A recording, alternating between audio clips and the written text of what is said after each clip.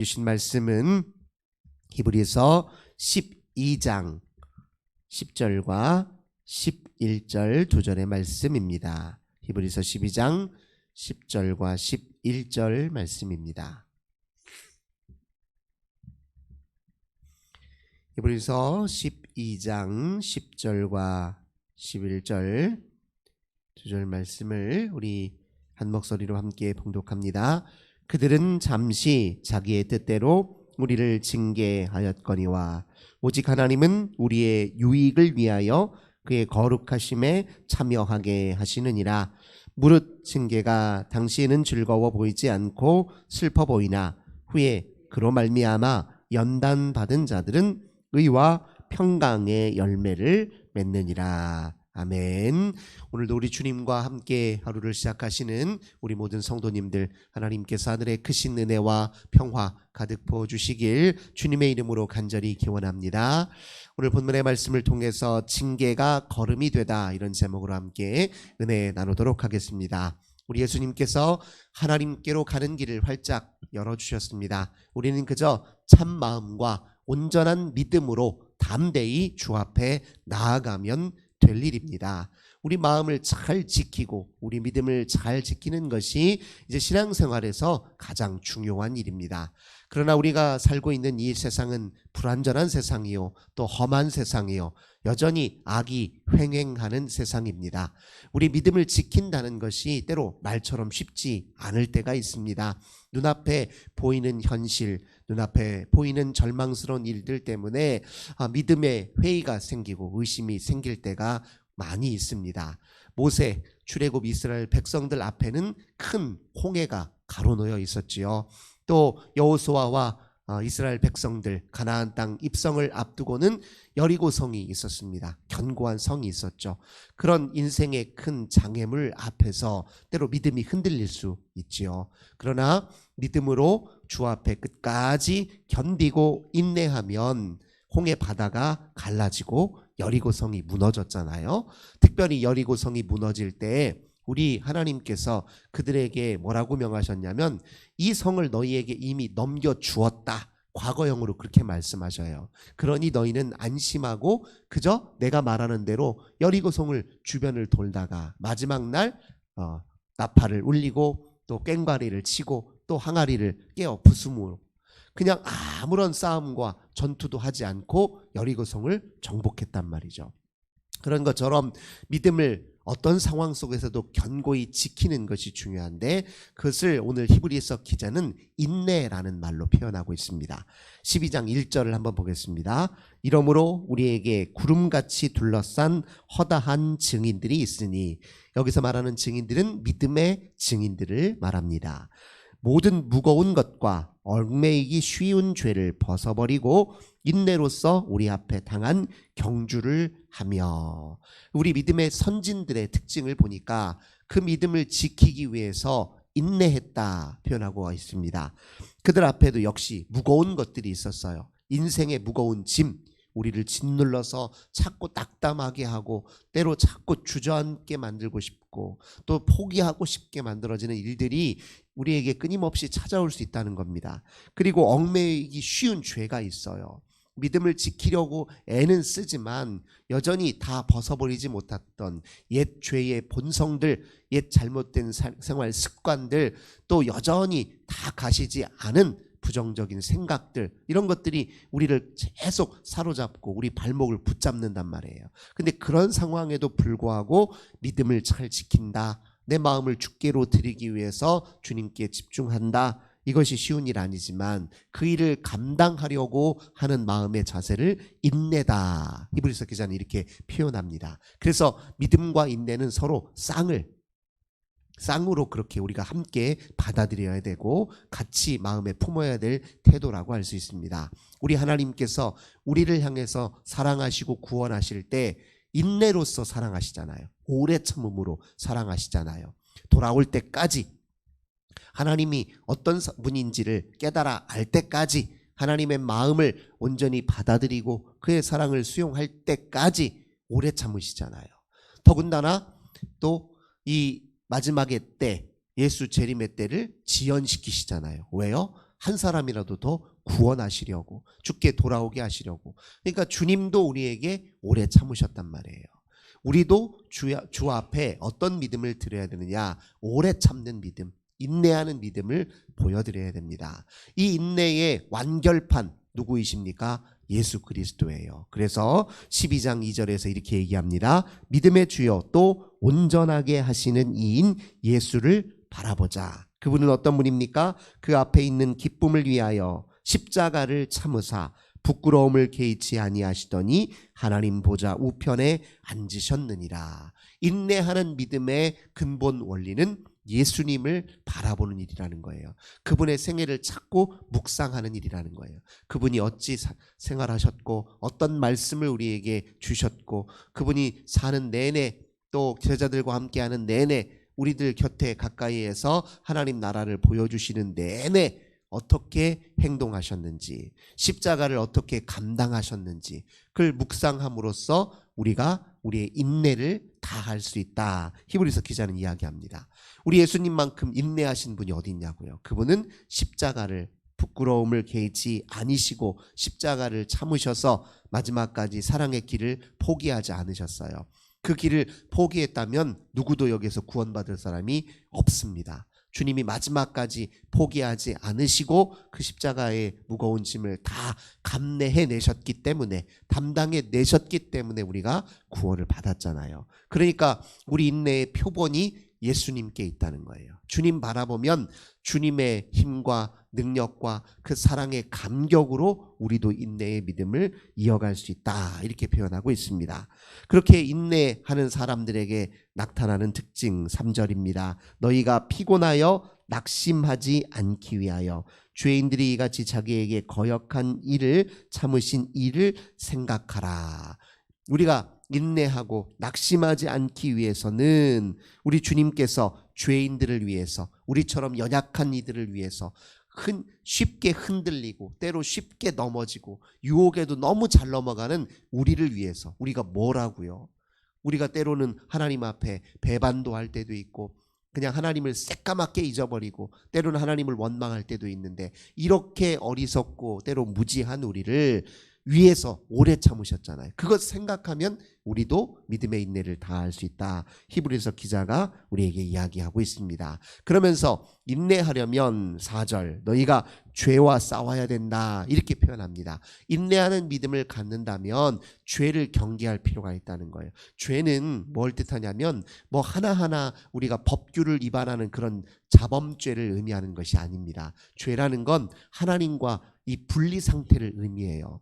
우리가 혹여 하나님과 분리되어 있지 않은지 멀어져 있지 않은지를 늘 경계하라는 거예요. 이걸 경계하라는 거지 싸워서 또 이기라는 뜻은 아닙니다. 우리가 어떻게 이겨요? 우리를 죄로 거꾸로 넘어뜨리려고 하는 그 강한 세력을 어떻게 이깁니까? 그래서 4절도 보면요, 죄와 싸우긴 하되 아직 피를 흘리기까지는 대항하지 아니하라. 왜요? 주님이 우리를 위하여 대신 싸우시니 우리는 경계하고 주님을 의지하라는 거예요. 주님, 제가 이렇게 넘어지기 쉽습니다. 우리 주님을 잊어버릴 때가 많습니다. 불쌍히 여기시고 주여 저를 도와주소서. 주님이 나를 위해 십자가 지셨으니 내가 그 주님 바라보고 주님 더욱 사랑하는 마음으로 내 자신을 주님께 내어 맡기오니 주님이 나를 붙드소서, 승리케 하소서. 그런 의미예요. 그런 의미에서 죄와 싸우라, 죄를 경계하라 그렇게 말씀하셨습니다. 때로 또 인내하는 믿음을 가지려면요 어떻게 필요하냐. 5절을 보겠습니다. 아들들에게 권하는 것 같이 너희에게 권면하신 말씀도 잊었도다. 일러스되 내 아들아 주의 징계하심을 경히 여기지 말며 그에게 꾸지람을 받을 때에 낙심하지 말라. 인생의 역경과 고난과 어려움을 뭐로 생각하냐면 하나님이 나를 더 잘하게 하시려고 잠깐 꾸지람을 주시는 것이다. 징계로 받아들여라. 이렇게 이야기합니다. 물론 우리의 모든 고난이 다 징계는 아닙니다. 모든 고난이 다 징계는 아니에요. 그러나 많은 고난을 징계로 받아들이면 유익이 될 수 있습니다. 왜냐하면 한번 생각해 보세요. 부모가 자녀를 징계하는 일은 그 근본 동기 이면에 무엇이 있기 때문에 그렇습니까? 사랑이 있기 때문에 그래요. 하나님이 부모가 자녀에게 바라는 그 아름다운 성장과 또 성숙한 인격과 그리고 더 좋은 삶을 위해 부모가 그 마음과 그 심정으로 자녀를 때로 징계하듯이 꾸지람하듯이 하나님이 우리에게 허락하신 모든 인생의 고난과 역경은 우리가 그것을 하나님이 우리에게 잠깐 허락하시는 징계로 받아들이면 유익이 될 수 있다. 히브리서 기자가 우리에게 이야기합니다. 그때 징계라는 사실을 우리가 받아들일 때 제일 중요한 건 6절이에요. 주께서 그 사랑하시는 자를 징계하신다. 이 주님이 우리를 사랑하시기 때문에 이 고난과 역경도 허락하시는 것이다. 이것을 꼭 기억하고 이 사랑의 근거에서 그것을 견디고 이기려고 해야 된다는 것입니다. 이 사랑을 주목하지 못하면 징계는 저주처럼 여겨져요. 그렇잖아요. 징계가 저주처럼 여겨지고 고난과 역경이 나를 마치 쇠하고 멸망시키기 위한, 나를 괴롭히기 위한 것으로 받아들이면 어떻게 인생에 무슨 희망이 있겠습니까? 그러나 징계와 고난과 역경은 주의 사랑을 이길 수 없다. 그 모든 것은 주의 사랑에 근거한 것이다. 이 믿음에 확고하게 서 있을 때 우리는 어떻게 됩니까? 그 징계를 통해서 더 성장하고 나아질 수 있다는 거예요. 특별히 이렇게 7절, 8절을 보면 더 아름답게 이렇게 묘사를 해요. 너희가 참음은 징계를 받기 위함이라. 하나님이 아들과 같이 너희를 대우하시나니 어찌 아버지가 징계하지 않는 아들이 있으리요. 징계는 다 받는 것이거늘 너희에게 없으면 사생자요 친아들이 아니니라. 심지어 뭐라고 표현하냐면 우리를 자라게 하시는 때로 고난과 역경이 없다면 그건 오히려 하나님이 우리를 사랑하지 않는 것이나 똑같다는 거예요. 우리가 잘못해도 그대로 다 내버려두고 하나님과 무관하게 살아도 다 내버려두고 주 없이 사는데도 하나님이 그냥 무심하게 우리를 내버려두면 그것 오히려 우리가 하나님 앞에 아들이 아니라 오히려 사생자요, 버림받은 자라고 똑같은 것 아니냐. 그러면 주님이 우리를 사랑하는 자녀로 생각한다면 징계는 당연한 일이고 우리가 감수해야 하는 일이다. 히브리서 기자는 심지어 이렇게까지 이야기합니다. 그 징계는 10절 오늘 우리가 읽었던 말씀처럼 우리의 유익을 위해서 주신 거예요. 유익을 위해서. 그리고 그의 거룩하심에 참여하게 하기 위해서. 쇠를 단련할 때 때리잖아요. 불로 잘 오랫동안 불로 그것을 유연하게 만든 다음에 대장장이가 그것을 망치로 때리면요 그 쇠가 더 단단해지잖아요. 그래서 그걸 연단이라고 하는 것 아닙니까? 그 연단을 통해서 사람은 거룩해진다는 거예요. 하나님이 우리 인생을 향한 강한 터칭, 섬세한 터칭을 통해서 우리는 강하게 단련되고 하나님의 거룩성을 힘입게 된다는 겁니다. 그래서 그렇게 징계를 믿음의 눈으로 바라보고 잘 감내하고 인내하는데 우리가 마음을 둔다면 그것이 우리에게 유익이 될 수 있다. 히브리서 기자는 그렇게 얘기합니다. 그 유익의 끝은 어디냐? 11절 우리가 읽었던 대로 연단받은 자들은 의와 평강의 열매를 맺느니라 이렇게 표현하고 있습니다. 그러니 우리가 이렇게 주의 연단을 잘 견디면 주변 사람들이 우리를 볼 때요 어떻게 합니까? 저 사람 참 단단한 사람이네, 참 올곧은 사람이네, 저 사람 참 아름다운 사람이네 이렇게 주변 사람들이 느낄 뿐만 아니라 우리의 마음도 평안해진다는 거예요. 바람은 거세지만 그러나 마치 태풍의 눈이 고요하듯이 우리 인생의 거친 파도와 풍랑이 세차게 밀어오는데 어떻게 내 마음은 그래도 그냥 약간 흔들릴 수는 있어도 여전히 내가 그냥 두려움에 사로잡혀서 벌벌 떨거나 아주 거꾸로 넘어지거나 그냥 숨기 바쁜 인생이 아니라 바람이 거세더라도 그냥 견고하게 그 바람을 맞으며 앞으로 천진에 나아갈 수 있는 그 마음, 이 평강의 마음이에요. 우리에게 하나님이 주시는 마음이 이것입니다. 인생에 있어서요 평강이 있다, 평안함이 있다. 이것만큼 더 소중한 것이 어디 있습니까? 우리 때로 불안하기 때문에, 두렵기 때문에, 흔들리기 때문에 뭔가라도 손에 부여잡고 잠깐이라도 위로받고 위안을 삼으려고 우리가 그렇게 세상에 얽매이게 되잖아요. 그런데 마음에 평안함이 있어 보세요. 그러면 굳이 무엇인가를 부여잡기 위해 애쓸 필요가 없다는 것입니다. 오직 그냥 주님을 전적으로 신뢰함으로 맡겨서 그냥 담대히 의연히 그것을 맞이하면 때가 되면 지나갈 것은 다 지나갈 것이고 버려질 것은 다 버려질 것이고 떨어져 나갈 것은 싹 떨어져 나갈 것이고 그리고 잠깐 사라지면 없어질 것들은 다 눈앞에서 사라져 버릴 것이다. 그게 그런 삶의 그런 놀라운 은혜를 경험하고 맞이할 수 있는 비결이 바로 이 평강에 있다는 것입니다. 그래서 연단받는 일을 잘 인내하면 그런 의와 평강의 열매를 맺는다. 그렇게 얘기합니다. 그러므로 12절 그러므로 피곤한 손과 연약한 무릎을 일으켜 세우라 이렇게 표현하고 있습니다. 피곤한 손 무엇입니까? 쓸데없는 일에 너무 힘쓰지 말라는 거예요. 사소한 일에 너무 목숨 걸지 말라는 거예요. 우리 너무 불필요한 일에 너무 애쓰고 수고하며 산다는 것입니다.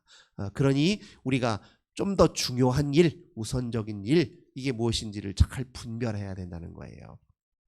그래서 두 번째로는 연약한 무릎을 일으켜 세워라. 우리가 무엇 때문에 다리에 힘이 빠지고 무엇 때문에 때로 힘이 절망하냐고요.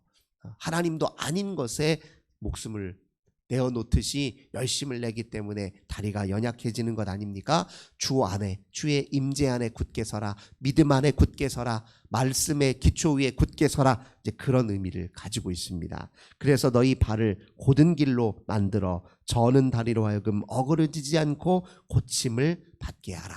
주 앞에 말씀 앞에 굳게 서야 우리 인생의 치유가 일어나고 우리 인생의 바로잡힘이 일어나고 우리 인생의 질서가 생긴다. 히브리서 기자가 지금 이렇게 이야기하고 있습니다. 오늘 주신 말씀을 우리가 부여잡고 믿음에는 인내가 필요합니다. 우리를 무겁게 짓누리는 것 또 얽매이기 쉬운 모든 죄악들 장애물들 앞에서도 역경 앞에서도 그 모든 것 하나님이 우리를 사랑하시는 증거일 수 있다. 그 믿음으로 인내하며 연단받고 나아갈 때 우리 인생에 이런 복된 은혜가 넘칠 줄 믿습니다. 이 믿음 가지고 오늘도 인내의 믿음으로 하루를 승리하시는 저 우리 모든 성도님들 되시길 주님의 이름으로 간절히 기원합니다.